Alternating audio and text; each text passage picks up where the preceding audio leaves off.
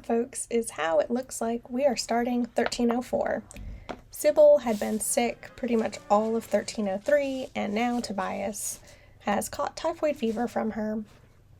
And, you know, he's the only surviving child in this house at the moment. That's not the greatest thing for us to be seeing happen. Right now it looks like also his mom, Ida, is a little bit sick. She's up way too early trying to cook. Everyone else is still sound asleep. Well, maybe not Hugo. Where did he run off to? Looks like Osbert is ready to wake up and immediately get some food and eat breakfast.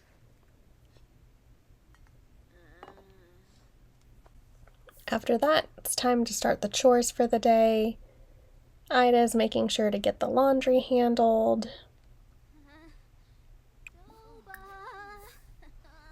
Sybil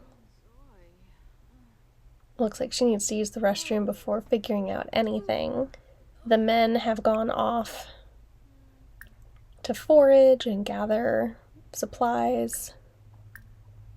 Looks like Hugo finally came home and is getting himself some breakfast. And that is snow. Yep, Sybil is starting off her day of errands, running over to the Wood household. I know Beatrice let them know that their chickens have decided to swap coops, so she went over to get them. Which I'm sure Beatrice is going to be a little sad to see some of them go. She loves the chickens.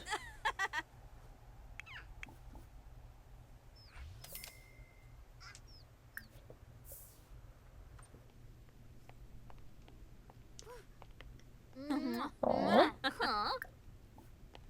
I guess before heading out to bring her chickens home, Sybil decided to stay, have a little bit of a chat with Beatrice, talking about, I would think, probably the upcoming baby and birth. Beatrice might have asked her, you know, if Sybil was excited about her upcoming second attempt at having a baby, since she, you know, just recently lost her very first one. She definitely seems like she's still excited, happy, in a good mood. They get each other. Yes, it makes sense, too, that these two get along really well, since Beatrice is only 1 year older than Sybil. It's very likely that they actually grew up together before Sybil was married into the family. And time to gather the chickens and go back. You have to pin them down. And scoop. Of course it would start raining right before having to walk through the woods to get home. But as you can see here, their properties really are just catty-cornered to one another, which is also how the chickens just meandered on over and decided to take up residence in a different coop.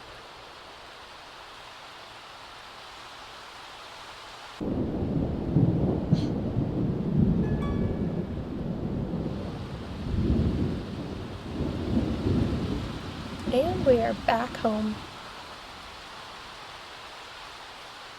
A bit soaking wet, but that'll be okay.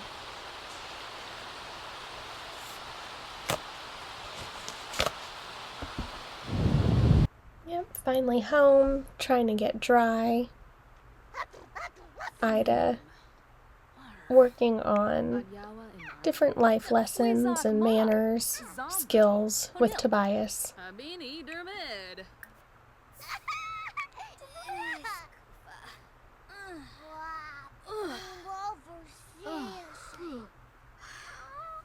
Oh no.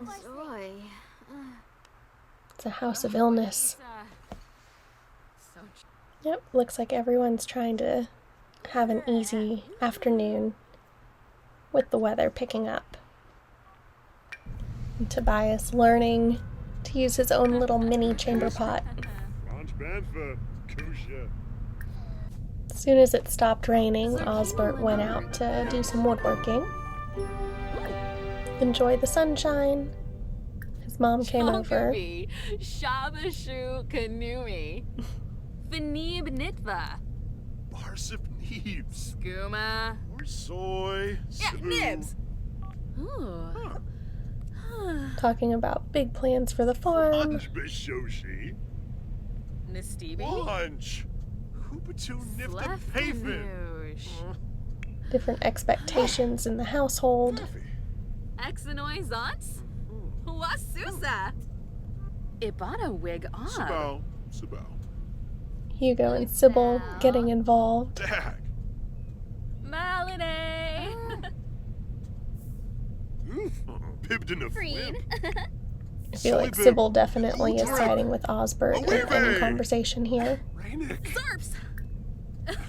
Hugo and Ida very entertained with themselves.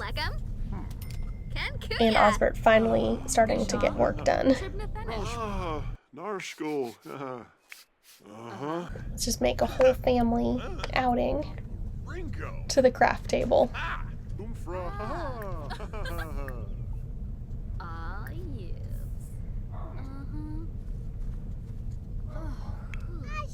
Aw. Seems as though Tobias has already started feeling better. And our dear Sybil is finally showing. Yambara. Doba Harfin. Absik. Osbert followed Sybil over towards the bathroom area, but she just walked right past him, not realizing he was looking for her. Enjoying some lunch together. Narla. Oblish Umfra. Huh? Snurf. I feel like the two of them are discussing their future, attempt at having another child together, whether she needs to do anything about her illness or if she's safe to continue working and running errands. Wasusa. Oh. Ah, Kadap. So she's decided to continue trying to help around the house and the farm, taking care of chickens and gathering eggs before going to bed. Ida's the last one to end the day. Oh, why is Tobias waking up in the middle of the night to take himself to the potty? Bright and early, Beatrice decided to come over and visit. Yanabi. Yamwana fish. Not sure if she's checking in on the chicken recovery and rehoming, Zuwang Roshba. or if she just wanted to see how Sybil is doing as she progresses with her pregnancy as well, since that was something she was nervous about. Luda. Snibara Watanini. Fatiba Bamel. Renzi. Trip. Ha. Girgazens. Hishanoi. Jaruk. Harpanay. Sybil just needs to take a break and Shamagra relax. Gorsai.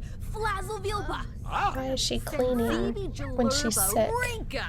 Yakalo. What is Tobias doing in the back? Looks like maybe just playing with his toy. Pakyoween. Limya. Bashawerg. Queba. Zaba. Over in the Mannering household, Alma looks like she's about to burst any minute. Aw. Milo being sweet, Jasa. Zwig. telling her that she's gonna do great. Everything's gonna go fine. Wafatub. Ida getting a head count on all of the chickens, making sure that they stayed put this time.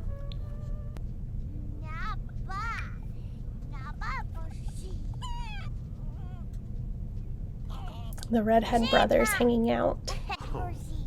And then Ida coming over to chat, followed by Hugo and Beatrice. Ivana. So, family gathering at the chicken coop. It's Trader Day. Everyone rushing to get their goods put together and prepare to sell everything that they need to in order to try and start getting ahead and catch up on some taxes. Ugh, Beatrice.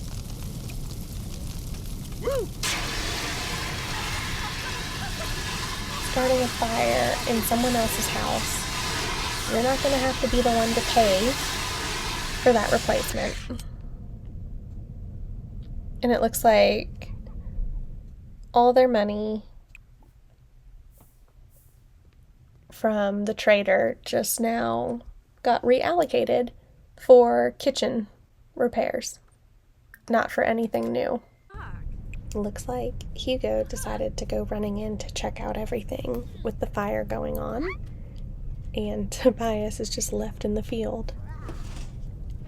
Sybil hard at work cooking, Ida going ahead and sitting down to a meal, Sybil starting to scrub because she doesn't seem to understand how to relax. So I feel like Ida is probably telling her, hey, put down the cleaning supplies. This smells delicious. You did a great job cooking. Why don't you come actually take care of yourself and take care of your baby? It is okay for you to not be constantly working. Why is Trader Jacques grabbing dishes in my house and deciding to wash them? He needs to just pay us money for what we sold him and leave. Looks like Beatrice is leaving after all the chaos she caused earlier. Oh no, Sybil. You've been trying too hard. Ida's just walking around her. Ida's taking it upon herself to fix the clothesline since Hugo and Osbert are out. Oh, it's go time in the mannering house. Milo's so excited. Canoe. Buka noi.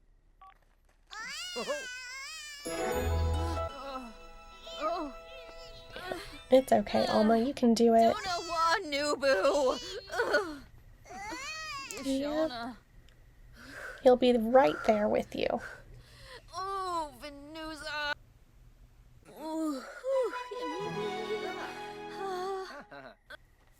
And we actually had twins this time. So let's go ahead and do our rolls. Alma has a 6. Aaron has a 4. And baby Maggie has a 5. So we will not see her in the future. And it looks like over at the Wood household, it is also time for her to have her baby. Stop playing in the mud, Arnold. Bring your wife inside to have the baby. Bibwadalu, Galoosh, Masilu. Or, you know, you could just serenade her instead. Alright. You've got this, Beatrice.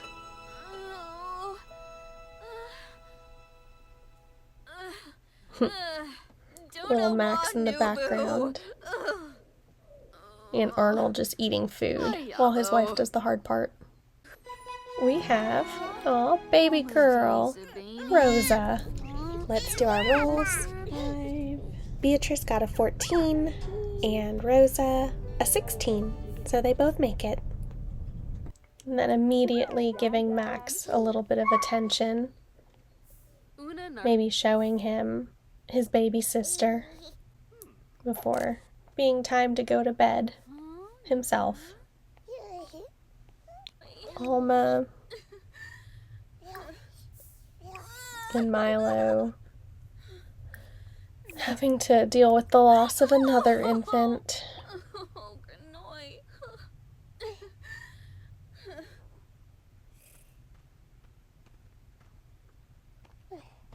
Spending quality time though with little Aaron.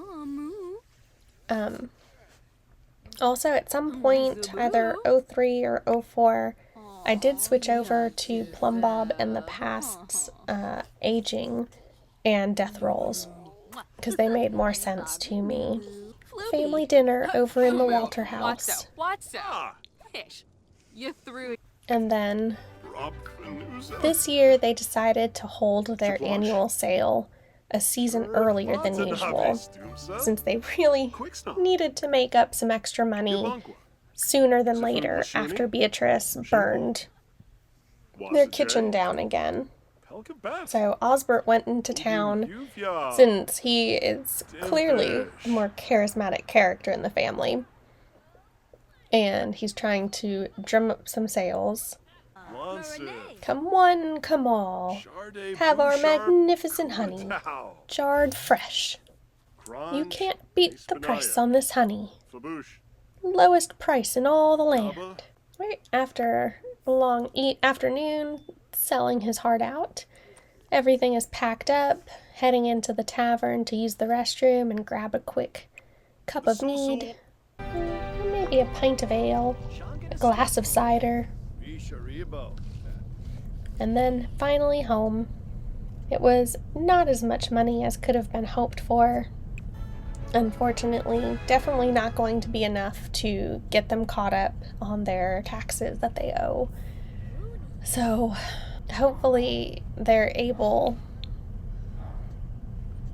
to have a better season next year with crops and with their town sale.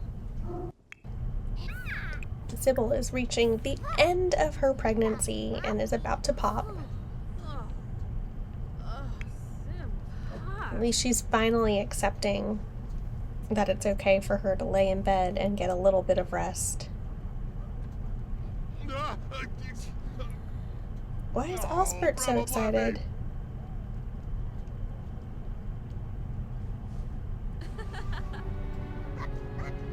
Oh, looks like Sybil woke up from a nap, ready to have her next baby. All right. So it looks like this time we had a baby boy. Oh, how cute. And immediately passed out. Where is anybody to help her? Let's go ahead and knock out these rolls. For Sybil, we got a 1. And for Jovan, a 20. So we are going to have to say goodbye to both of them. Oh no, Sybil. I'm sorry that you didn't make it. And what was that, Osbert? Much better. I know. So excited that you just had a baby boy, but you immediately lost your wife.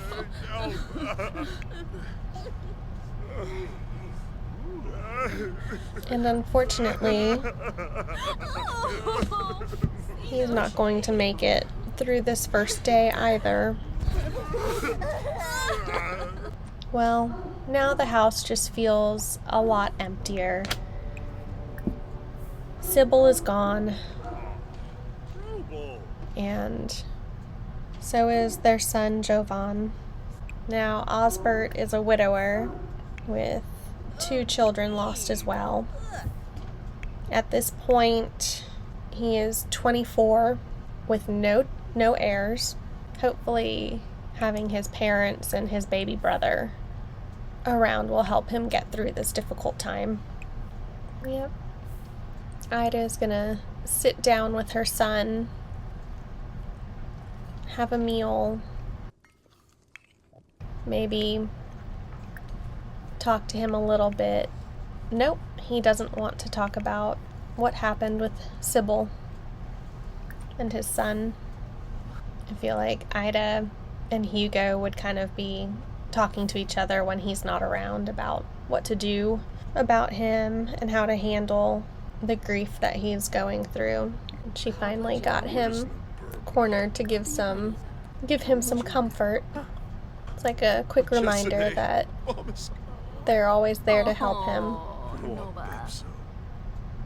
Hugo getting attacked by the bees when he's just trying to get caught up on some chores. Osbert going out into the orchard, trying to stay busy, but that doesn't keep the sadness away. And then, is that Milo?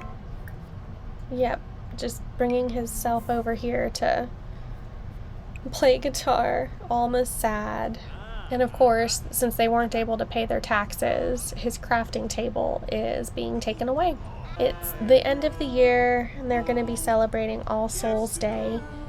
This year they're going to celebrate at home, have a little bit of time spent reminiscing about their lost family members, and making sure to celebrate their lives, the joy that they brought while they were there, mourn the lack of experience and time on this earth that the children received, and then release their spirits on to the next.